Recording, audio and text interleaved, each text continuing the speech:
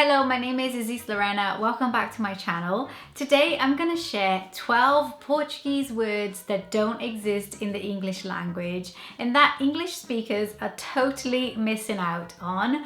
I'm originally from Brazil. I was born and raised in Brazil for 23 years and I've been living in the UK for almost 10 years now. So these words are words that I miss on a daily basis. I find myself inserting them in conversation when I'm talking in English and not finding an alternative word that describes that Portuguese word in the same way. Let me know in the comments below what language you speak and if you have any words in your language that don't really have an equivalent in English. And now let's get straight into the video.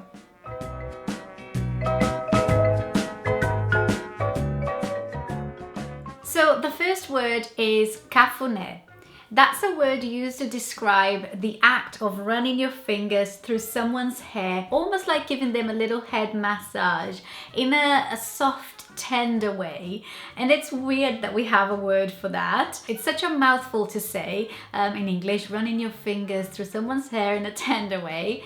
So yeah, you can do cafuné to loved ones, to pets. It's a word that has such a cozy and intimate feel to it, and you can almost picture someone lying on the sofa with their loved ones, just giving them a lovely little cafuné whilst they're watching the telly, listening to music and falling asleep with their loved ones. So I love that word. The next word is enrolado.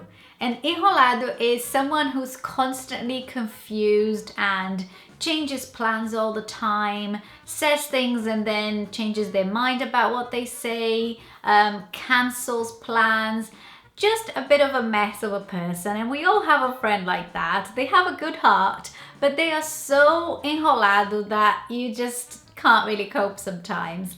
So I wish there was a word for that kind of person in English. The next Portuguese word that doesn't exist in English is saideira.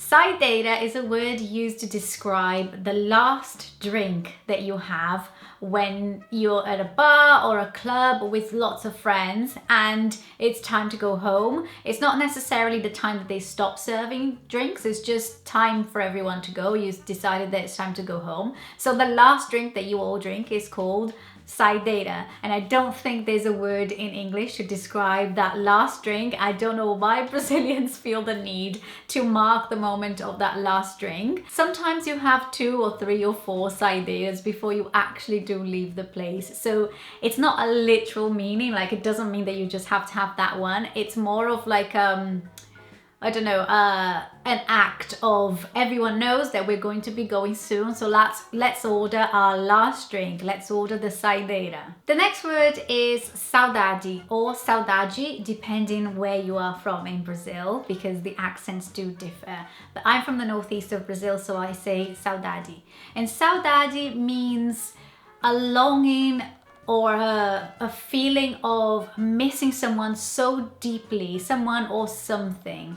It's not the same as saying I miss you. It's not the same as nostalgia. It's just this longing feeling for that person or that thing. I can't really describe saudade, but it's a feeling that you have when you just long so deeply in you to be with that person. So I have lots of saudades of my family in Brazil because they are very far away from me. I have saudade of my hometown. When you feel saudade for a person, you don't feel sad or anything. You just feel like you wanted to be with that person in that moment. The next word is apaixonar.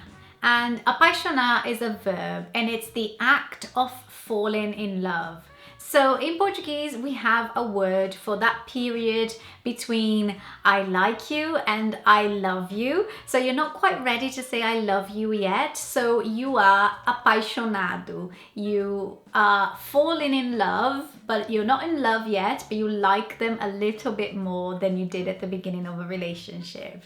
And to go together with that word, another word that we have in Portuguese is the word namorar. Namorar is to be in a relationship. So when you are officially in a relationship with someone, then you namora. So you have namorado, who is your boyfriend, and namorada, who is your girlfriend. But the act of being in a relationship is said namorar. So yeah, again, lots of words to do with relationships and passion and love. You can tell that Brazilians are very passionate people by how they express themselves with lots of specific words for love and relationships. In Portuguese, we have two words that we use to describe certain people who are sensitive to weather. So if you are really sensitive to high temperatures and you get really hot and sweaty, then we say that you are calorento. If you get cold really easily, then we say that you are friorento. And I don't think there's a word in English to describe people who are sensitive to high and low temperatures in that way. If you can think of any specific words in the English language to describe people who are sensitive to high and low temperatures, let me know. The next word is desabafar. Desabafar in Portuguese is to open your heart out, let it all out. It's a little bit like vent, but I feel like vent has more of like a ranty kind of vibe. And desabafar just feels like opening your heart and letting all your emotions out and your feelings. That's what you do when you have a really close friend and you're having a hard time. You go to your friend's house and you desabafa, you just let it all out. I feel has a more kind of warmth to it. Another word that I really wish existed in the English language is the word demora. Demora is the act of taking too long. So it's not quite being late, because sometimes you're not in a rush, but someone is just taking so long to get ready, or something is taking long to be ready for you, and it's a demora. I cannot think of a single word in the English language that would translate demora appropriately. You definitely need a few words to explain what it means. The next word is folgado or espaçoso. They both mean the same, kind of similar meanings, and it means someone who takes a lot of liberties. So I'm going to describe a person who I would consider folgado. Someone who goes to a friend's house, they don't know that friend really well, but they're acquaintances, and they go open the fridge, serve themselves a drink, go and make themselves a cup of tea, put their feet up on the sofa, and everybody's kind of just looking at them and going, I wouldn't think this is appropriate.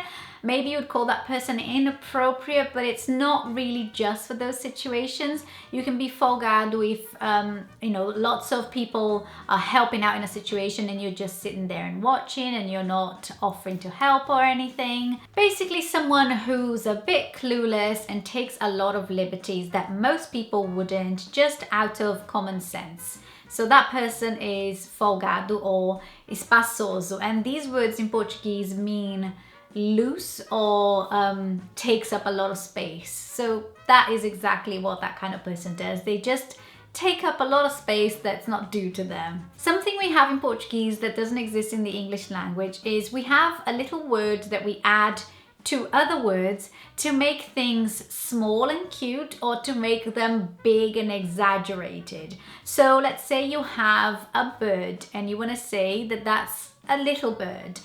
You wouldn't need to add another word to it like in the English language. So you have pássaro, which is bird, and then you would just say passarinho. That would be a little bird. The same if you were to say friend, that's amigo, and to say little friend, amiguinho. And in the same way, if you wanted to say that something is expensive, in Portuguese you say caro, but if you want to say that something is really expensive, you say carissimo. It sounds a bit Italian, because I think Italian has the same kind of structure when it comes to words. Or if you want to say that you're tired, in Portuguese is cansada. And if you want to say that you're really tired, you are cansadíssima. So I love these endings to the words in Portuguese. They just make the language so much more expressive, because you can express exactly how you're feeling with one word just by adding those, what's the word? I'm forgetting the technical name of those suffix. Yeah, so they are suffixes. I love using these in the Portuguese language, and I really think the English language would benefit from having something universal that you could just transform a word without having to add lots of words to say, oh, this is a little friend or a little bird, or just say birdie or friendy. This is my friendy, this is my birdie, this is my cuppy. Imagine having something like that in English. Wouldn't that be so much fun? So these are all the Portuguese words that I wish existed in the English language. Hope you guys enjoyed this video. Please give it a like if you enjoyed it. Don't forget to subscribe to my channel if you're new. Comment below with some more words that you know, and I will see you very soon. Bye!